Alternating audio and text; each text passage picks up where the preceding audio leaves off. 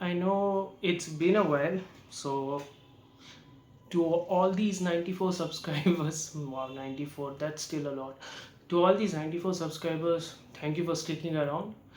That's one thing. Secondly, I have realized that I am not the person most comfortable with speaking in front of the camera and speaking to the void. I understand there are people who are watching these videos and who might listen, but it's hard for me to imagine that there are people around who are open to listening to my thoughts even remotely. So that's a fault of mine, so I apologize. So while I will try to review in this format, I am not going to completely limit myself to that. There will be more podcast related stuff or more live streams related stuff. I think you have already seen, very few people have seen that video, so I would urge you to please go and watch my uh, deep dive on High and Low, Akira Kurosawa's High and Low, and Spike Lee's Highest to Lowest with Dhruv Krishna Goyal of the Queen is Dead podcast feed. There will be more such podcasts down the line, at least that's my plan, and even live streams down the line with other people who I think you will find much more enjoyable than just looking at my, not so good face and thinking, why should I listen to this guy? Why you should listen to me right now, though, is because Paul Thomas Anderson's One Battle After Another is in theaters and it might be one of the best movies of the year. Not a hyperbole, it's actually true. I am not a PTA, savant, diehard, or somebody who has completely gone through his 10 film filmography. I haven't. It's one of my blind spots. But as much as I know about PTA, I know for a fact that he is one of those guys who constantly shifts genres in each and every one of his movies. He hasn't made one movie that is similar to another movie. Yes, there are themes. There are always themes that he explores in each of his movies. But even then, his filmography can be divided into phases, which fans of his would be far more better suited to tell. But One Battle After Another is not just interesting. It's like almost a masterclass in how to balance tone. The only shaky section of One Battle After Another is also its beginning, because it's the prologue. The prologue where Tiana Taylor's Perfidia's character is explored, and her relationship with Leonardo DiCaprio's, ghetto pat, and the team they belong to, the Fred 75, a group of revolutionaries in, I think it is 2008 or 2009 America. The year is not exactly mentioned, but it is definitely mentioned that after the prologue, 16 years passes by towards the present day, and the movie usually takes place in the present. So I can imagine that there is a 2008 2009 edition within the prologue. There is a sense that what the French 75 and what the revolution entails could also be somewhat bit romanticized to an extent. The much more extreme version of the story that Perfidia and Ghettopath's characters explores is shown, I think, much, not exactly better, but with much more visceral clarity in How to Blow Up a Pipeline, the movie that came out in 2022.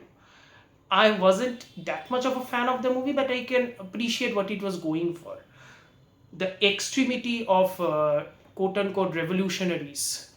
But what One Battle After Another does so well is it, the beginning of it establishes Perfidia's character as a very complicated character. She isn't exactly binary. She isn't a good she As a revolutionary or as somebody with radical ideas, we aren't supposed to root for her. We aren't going to, just be on her side throughout, because she makes choices that like results in almost in a domino effect the story moving forward for future generation, that is her daughter, that is for both Leonardo DiCaprio's character Ghetto Pat, aka the identity that he later takes on, that is Bob Ferguson, when he begins to hide out in the Sanctuary City.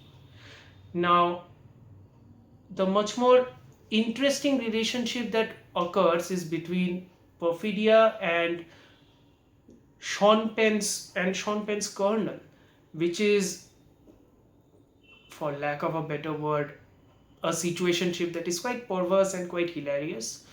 But that's the thing, the hilarity with the drama is something that PTA manages to balance so effortlessly. And you might think, and you have seen that movies like this, they always tend to be one genre mixing. Genre mixing is something viewers want, but viewers don't understand that how difficult it actually is.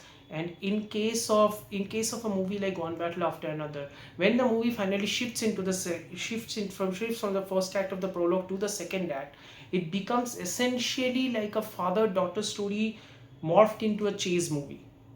And it is, the only word I can describe for it is gloriously propulsive. There is there is so much tactility in this movie that it's insane how, like, how realistic, how grounded, and yet how effortlessly, like, fantastical it sometimes feels like. The filmmaking is insane. It's utterly insane. It's even more insane because PTA hasn't directed an action movie in his entire career.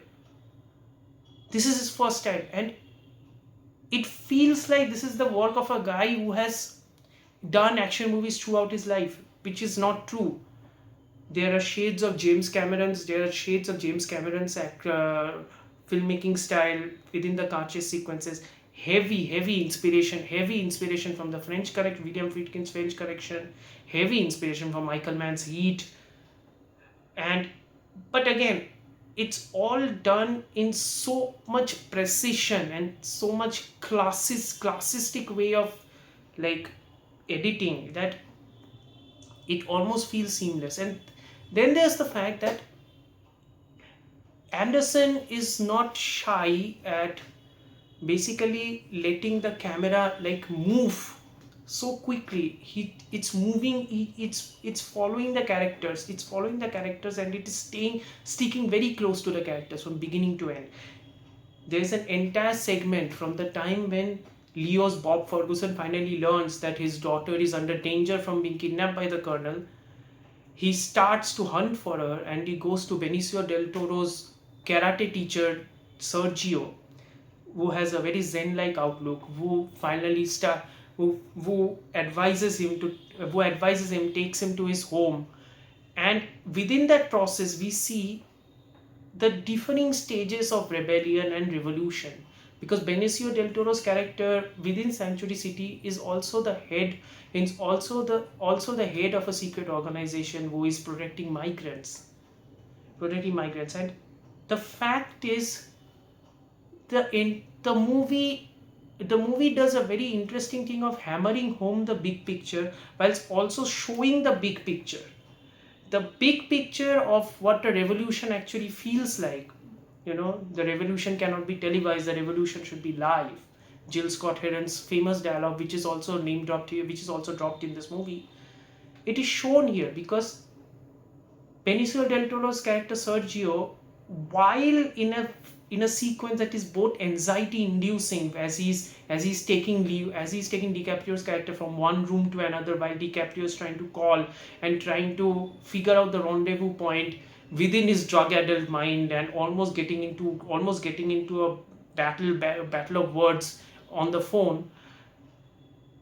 In the middle of all that, Benicio del Toro's character is also introducing him to all the people who are actually involved within the cause. It gives revolutions the human touch so we so desperately need more than an idea, which is what this movie works so well at. This movie is also extremely funny. It is hilarious how, and the hilarity stems not just from the satire, like the Christmas Adventurers Club, the club of rich billionaires who essentially control the world in a way, and the club in which the colonel wants to be inducted into. a very Pinchonian satire, by the way, a Thomas Paine very Pinchonian satire, which is not, I think, in the book Wineland, which this movie is inspired from, but also feels very Pinchonian. But there is also the fact that the comedy stems from DiCaprio's performance. This is one of those performances which we also see in Once Upon a Time in Hollywood, where he plays Rick Dalton, a lovable goof. Here also a version of the lovable goof is present, but this is a lovable goof who is also a father.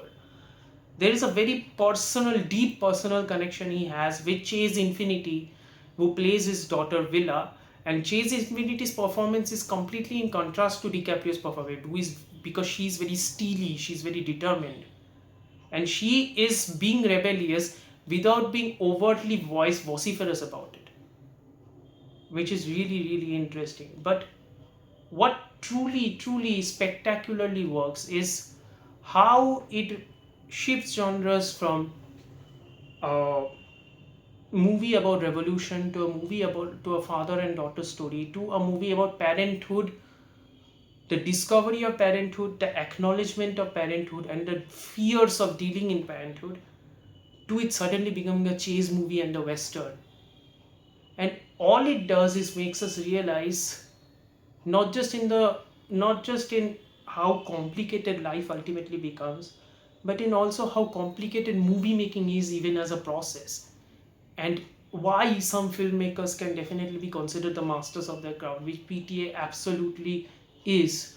It is hilarious to me that One Battle After Another, even though it might be the best movie of the year, is not considered PTA's masterpiece. I don't think it is. I need to see all his movies, all the movies in his filmography again. But he is such a good filmmaker that this film is still not his masterpiece. It's hilarious to me how good it is. It's also extremely exhilarating as to what it feels like to finally watch a good movie in a theater. And one of the primary reasons for that is Johnny Greenwood's score, which is so quote unquote whimsy and yet anxiety inducing due to its heavy percussion. Extraordinary stuff. Like action sequences aren't edited to such scores.